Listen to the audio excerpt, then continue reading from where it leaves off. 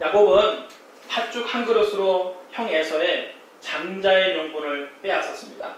또 눈이 어두운 늙은 아버지를 속여서 장자의 축복을 가로챘습니다.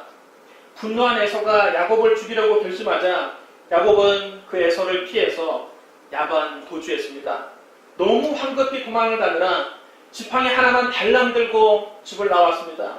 야곱이 그 부엘세바에서 800km나 떨어진 하란에 있는 외삼촌 집으로 도망갔습니다. 그 멀고 험한 광야길을 야곱은 외롭게 혼자 걸어갔습니다. 그는 광야에서 밤을 만났습니다. 야곱은 그곳에서 평평한 돌 하나를 주워서 그것을 베개 삼고 잠을 잤습니다.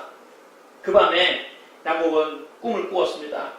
꿈에 보니까 사닥다리 하나가 땅 위에 세워져 있는데 그 꼭대기가 하늘 끝에 닿아 있었고 하나님의 천사들이 그 위를 오르락내리락 하고 있었습니다. 야곱은 또 하나님께서 그 사다리 꼭대기에 서 계신 모습을 보았습니다. 하나님께서 야곱에게 말씀하셨습니다. 나는 여호와니 너의 조부 아브라함의 하나님이요 이삭의 하나님이라. 네가 누워있는 땅을 내가 너와 네 자손에게 주리니 네 자손이 땅에 티끌같이 되어 네가 서쪽과 동쪽과 북쪽과 남쪽으로 퍼져나갈지며 땅의 모든 족속이 너와 네 자손으로 말미암아 복을 받으리라. 내가 너와 함께 있어 네가 어디로 가든지 너를 지키며 너를 이끌어 이 땅으로 돌아오게 할지라. 내가 너에게 허락한 것을 다 이루기까지 너를 떠나지 아니하리라. 야곱은 꿈에서 이 하나님의 음성을 듣고 잠에서 깨어 일어났습니다. 여호와께서 과연 여기 계시거늘 내가 알지 못하였도다. 두렵도다 이곳이여 이것은 다름 아닌 하나님의 집이요 이는 하늘의 문이로다. 야곱은 아침에 일찍 일어나서 자기가 베개로 삼고 잤던 그 돌을 기둥처럼 세웠습니다. 그리고 그 위에 기름을 부었습니다. 야곱은 그곳의 이름을 베델이라고 지었습니다. 베델은 하나님의 집 이런 뜻입니다. 우여곡절 끝에 하란에 도착한 야곱은 그곳 우물가에서 양떼에게 물을 먹이기 위해서 오는 라헬을 우연히 만나게 됩니다. 야곱은 그 라헬을 보고 첫눈에 반했습니다. 그는 라헬의 안내를 받아서 외삼촌 집으로 갑니다. 라반은 자기 여동생 리브가가 이삭에게 시집을 간 후로는 한 번도 다시 만난 적이 없습니다. 그런데 여동생의 아들이 자기를 찾아왔다고 하니까 너무 반갑고 기뻐서 버선발로 뛰어난다 그 야곱을 맞이했습니다. 마치 6.25 때 헤어진 이삭 가족이 서로 상봉하듯이 라반과 야곱은 서로 얼싸안고 입을 맞추며 기뻐했습니다. 야곱은 그때까지 일어난 모든 일을 외삼촌 라반에게 말해주었습니다. 야곱의 말을 듣고 라반이 말을 합니다. 너는 참으로 내 혈육이로다. 야곱은 그곳에서 한 달 동안 식객으로 머물렀습니다. 라반은 한 달 동안 야곱을 쭉 지켜보았습니다. 그런데 야곱이 얼마나 부지런하고 성실한지 양떼를 잘 돌보는지 야곱을 계속 자기 곁에 두고 싶었습니다.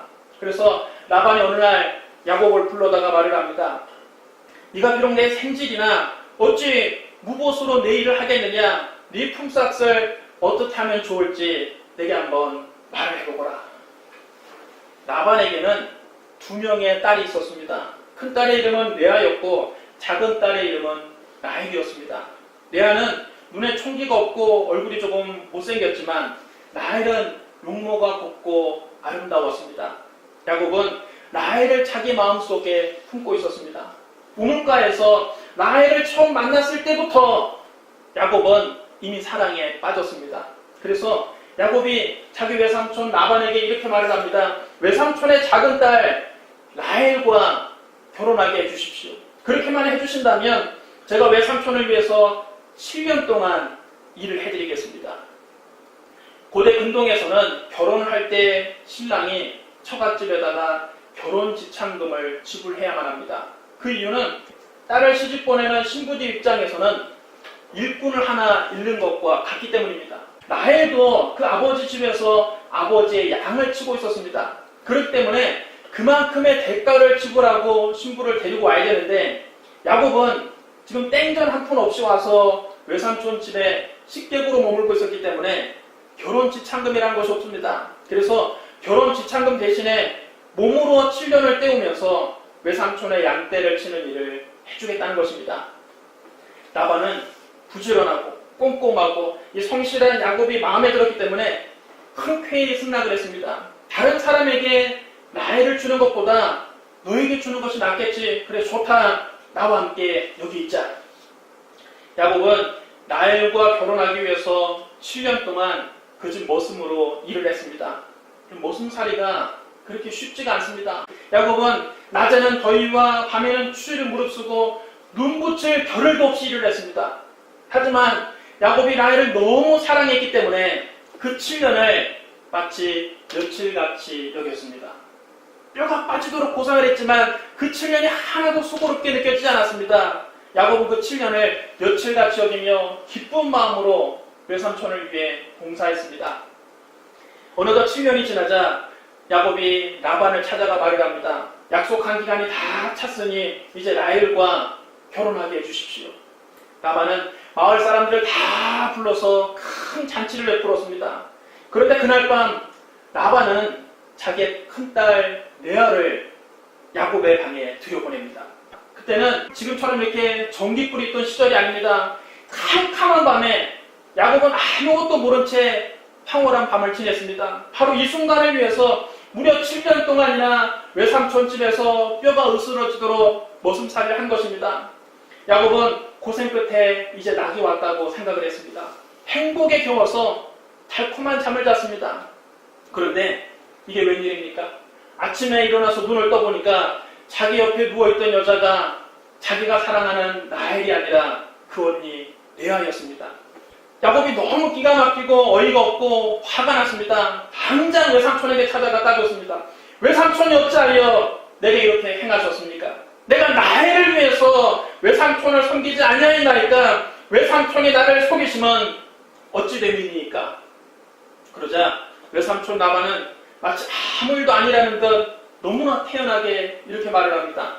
우리 지방에서는 큰딸보다 작은 딸을 먼저 시집 보내는 일이 없네. 결혼식 기간 일주일을 채우게. 그러면 내가 라헬도 자네에게 주겠네. 그 대신 나를 위해 7년을 더 일을 해야 할 것이야. 뛰는 놈 위에 나는 놈이 있습니다. 야곱도 남을 잘 속이는 사기꾼인데 라반은 야곱보다 더한 사기꾼입니다. 라반은 자기 딸들을 이용해서 야곱에게 사기를 쳤습니다. 자기 딸들을 이용해서 사기치는 사람을 여러분 무슨 수로 당하겠습니까? 야곱이 레아와 이미 하룻밤을 지냈기 때문에 엎질러진 물입니다. 이 결혼을 어떻게 모르겠습니까? 야곱은 라헬을 사랑했기 때문에 울며 겨자 먹기로 외삼촌의 말을 따를 수밖에 없었습니다. 그래서 야곱은 외삼촌 라반을 위해서 또 7년을 무보수로 봉사하게 됐습니다. 결국 야곱은 라헬을 얻기 위해서 무려 14년 동안 품삯도 없이 머슴살이를 한 것입니다.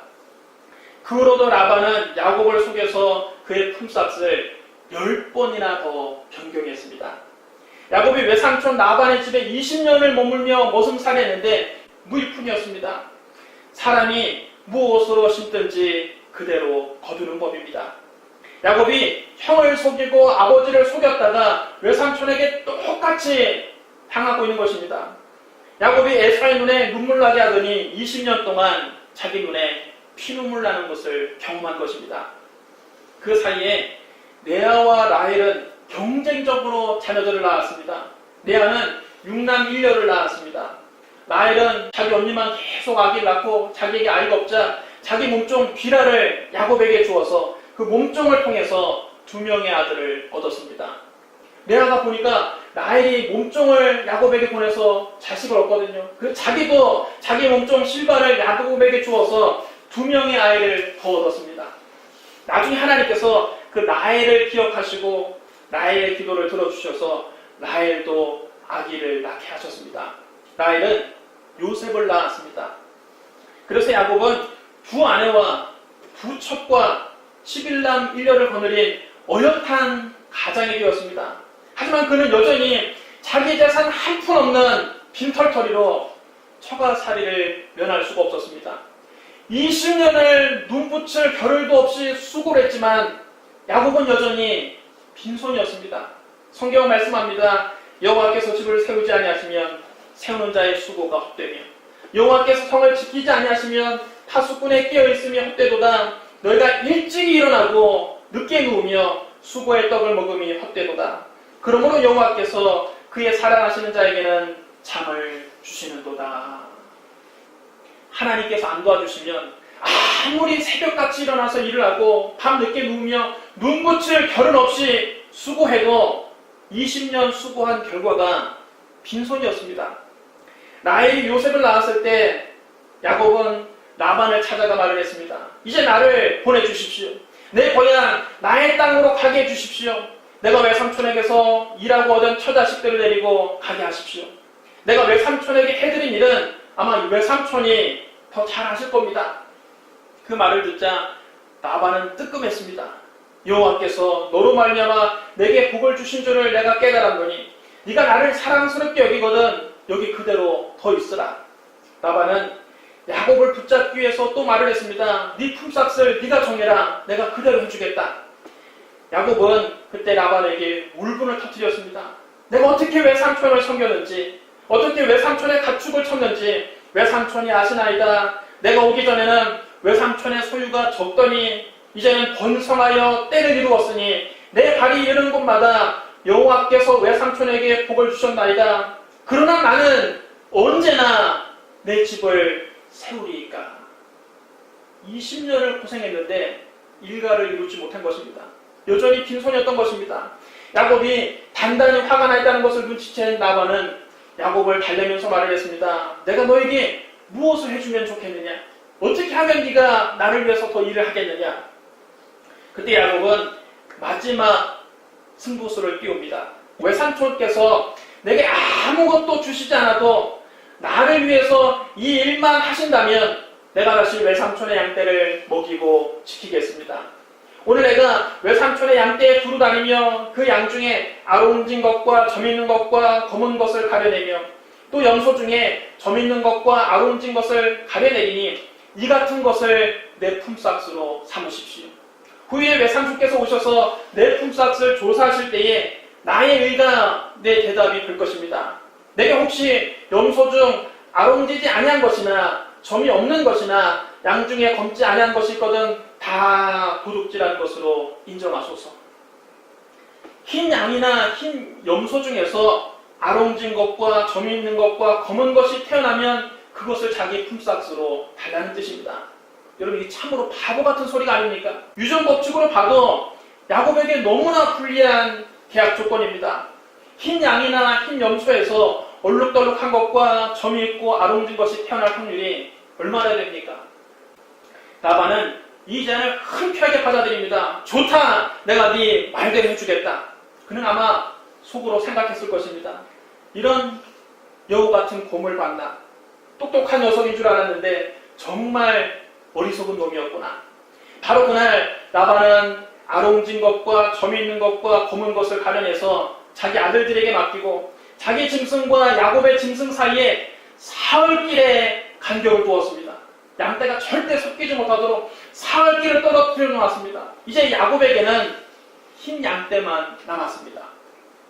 야곱은 산에 올라가서 버드나무, 살구나무, 신풍나무 껍질을 벗겨서 얼룩덜룩하게 만든 다음에 짐승들이 물을 마시고 새끼를 뵐 때에 그 얼룩덜룩한 무늬를 보여주었습니다. 그렇게 했더니 희한하게도 그때부터 낳은 새끼들은 모두 다 얼룩덜룩한 것과 점이 있고 아롱진 것이 태어났습니다. 야곱은 건강한 것들이 새끼를 뵐 때는 그 가지를 양들이 물을 마시는 물구 옆에 세워두고 그 곁에서 새끼를 베게 하고 허약한 것이 새끼를 뵐 때에는 그 가지를 물구의 곁에 갖다 두지 않았습니다. 그러자 그때부터 태어난 것들은 허약한 것은 전부 다 라반의 것이 되고 건강하고 튼튼한 것은 야곱의 것이 되었습니다. 이렇게 해서 야곱은 순식간에 번창하게 돼서 많은 남녀 종들을 거느리고 수많은 양과 낙타와 나귀를 소유하게 되었습니다. 야곱이 이렇게 큰 부자가 되자 라반과 그의 아들들이 야곱을 시기했습니다. 어느 날 야곱은 라반의 아들들이 하는 말을 우연히 듣게 됩니다.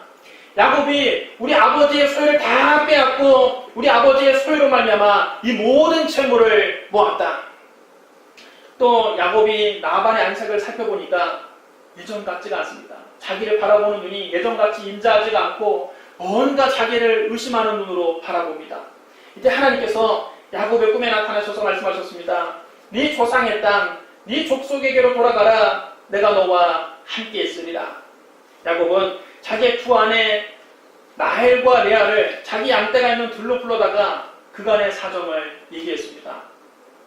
내가 그대들의 아버지의 안색을 본즉 내게 대하여 전과 같지 아니하도다. 그러할지라도 내 아버지의 하나님은 나와 함께 계셨느니라. 그대들도 알거니와 내가 힘을 다하여 그대들의 아버지를 섬겼거늘 그대들의 아버지가 나를 속여 품삯을 10번이나 변경하였느니라. 그러나 하나님이 그를 막으사 나를 해치지 못하게 하셨으며 그가 이르기를 점이 있는 것이 네 삭시되리라 하면 온 양떼가 나는 것이 점이 있는 것이요 또 얼룩무늬가 있는 것이 네 삭시되리라 하면 온 양떼가 나는 것이 얼룩무늬 있는 것이니 하나님이 같이 그대들의 아버지의 가축을 빼앗아 내게 주셨느니라. 그 양떼가 새끼를 뵐 때에 내가 꿈에 눈을 들어 보니 양떼를 탄 순양은 다 얼룩무늬 있는 것과 점이 있는 것과 아롱진 것이었더라. 꿈에 하나님의 사자가 내게 말씀하시기를 야곱아 하시기로 내가 대답하기를 여기 있나이다 하매 이르시되 네 눈을 들어보라. 양떼를 탄 순양은 다 얼룩무늬 있는 것, 점이 있는 것과 아롱진 것이니라. 라반이 네게 행한 모든 것을 내가 보았노라. 나는 베델의 하나님이라. 네가 거기서 기둥에 기름을 붓고 거기서 내게 성원하였으니 지금 일어나 이곳을 떠나서 네 출생지로 돌아가라 하셨느니라. 여러분, 이제 왜 야곱이 라반에게 그렇게 바보 같은 제안을 했는지 아시겠죠? 꿈에 하나님의 사자가 나타나서 야곱에게 양떼와 교미하는 순양은 다 얼룩무늬 있는 것, 점이 있는 것, 아롱진 것임을 보여주셨기 때문에 그렇게 한 것입니다. 야곱의 꿈에 나타나는 하나님의 사자는 일반적인 천사가 아닙니다. 그는 자기를 가리켜 하나님이라고 소개했습니다. 나는 베델의 하나님이다. 야곱의 꿈에 나타나는 하나님의 사자는 단순한 천사가 아니라 성자 하나님이셨습니다. 성육신하기 이전에 그리스도께서 야곱의 꿈에 나타나서 야곱의 살 길을 가르쳐 주신 것입니다.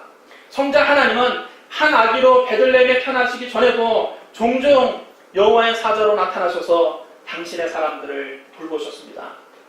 주님께서는 야곱이 라반에게 번번이 당하는 것을 보시고 그를 돌보기 위해서 하나님의 사자로 야곱을 찾아오신 것입니다. 야곱은 꿈에 주님이 보여주신 대로 라반에게 승부수를 던진 것입니다. 아무 근거 없이 야곱이 이렇게 멍청한 짓을 한 것이 아닙니다. 하나님이 그렇게 보여주셨기 때문에 그 하나님의 말씀을 믿고 그대로 실행한 것입니다. 그랬더니 순식간에 거부가 되었습니다. 야곱은 고향으로 돌아가면서 하나님께 이렇게 기도합니다.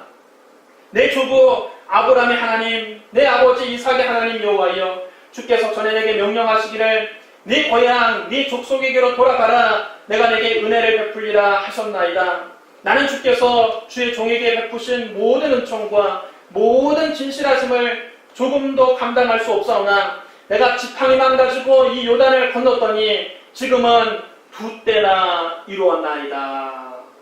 여러분 따르셔합니다. 지금은 2때나 이루었나이다. 지금은 2때나 이루었나이다.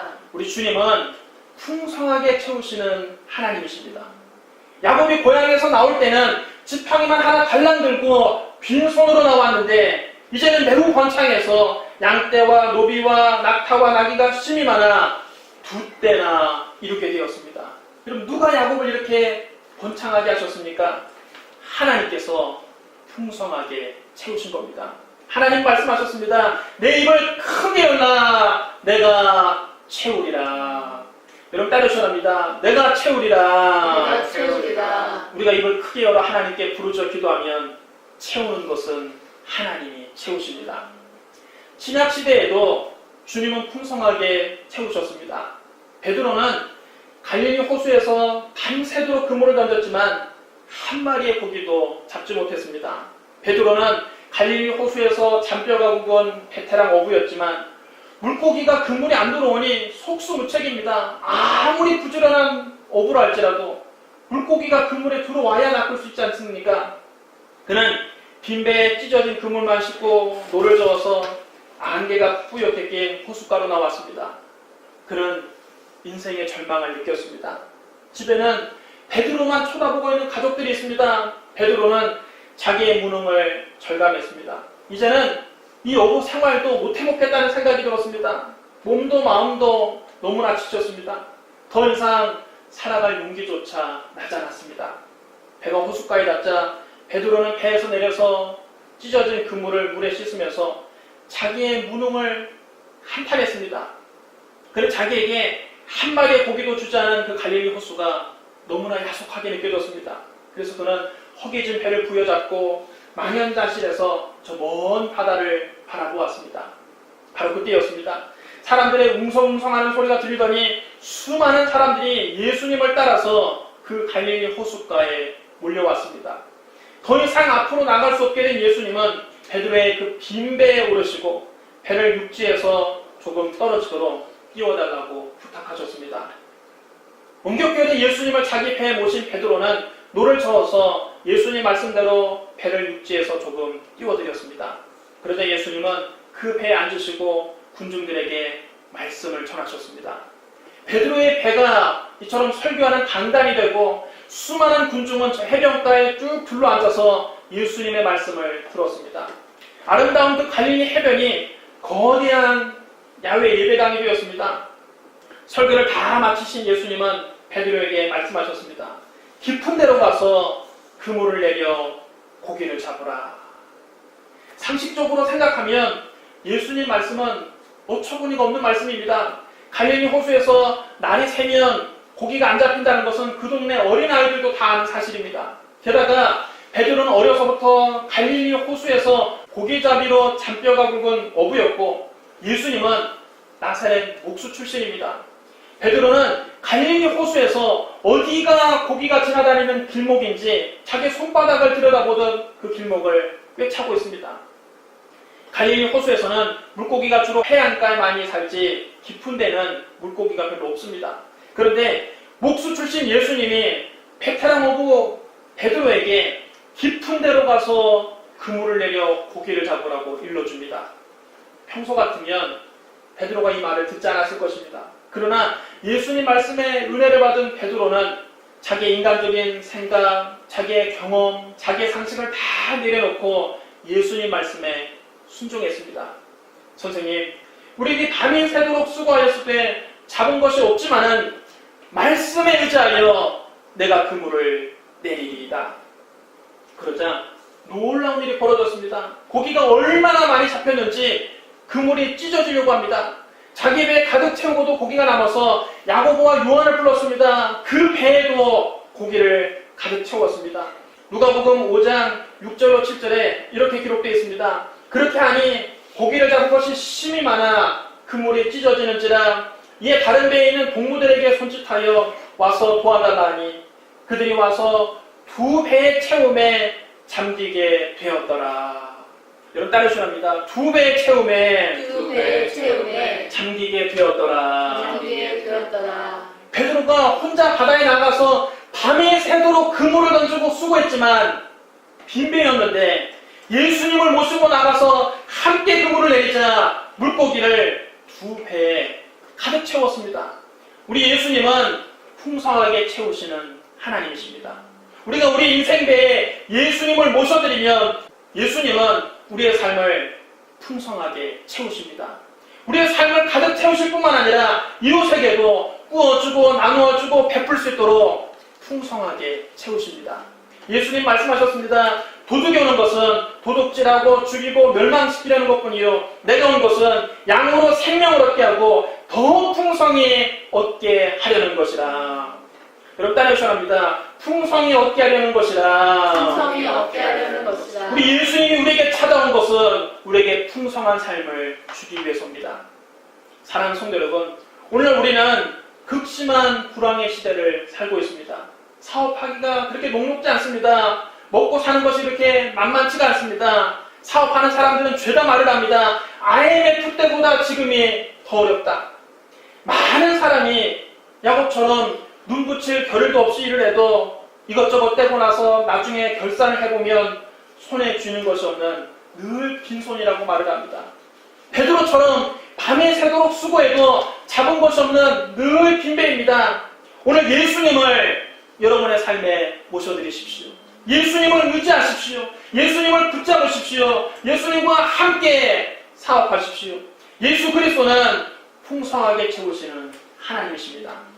주님은 지팡이 하나 달랑 들고 빈손으로 고향을 나온 야곱에게 양떼와 노비와 낙타와 나귀가 심이 많아 2떼나 이루게 하셨습니다. 예수님은 밤이 새도록 수고해도 잡은 것이 없는 빈배 인생 베드로에게 2배의 고기를 가득 채우게 하셨습니다. 예수 그리스도는 어제나 오늘이나 영원토록 통일하십니다. 예수님은 오늘날에도 우리의 삶을 풍성하게 채우십니다. 하나님은 오늘날에도 예수 그리스도를 통해서 우리의 모든 쓸 것을 채우십니다. 빌립보서 4장 19절입니다. 나의 하나님이 그리스도 예수 안에서 영광 가운데 그 풍성한 대로 너희 모든 쓸 것을 채우시리라. 여러분 따라해주셔야 합니다. 그 풍성한 대로 너희 모든 쓸 것을 채우시리라. 그러므로 그리스도 예수 안에서 풍성한 삶을 누리는 저와 여러분이 되시기를 주님의 이름으로 축원합니다. 우리 기도하겠습니다.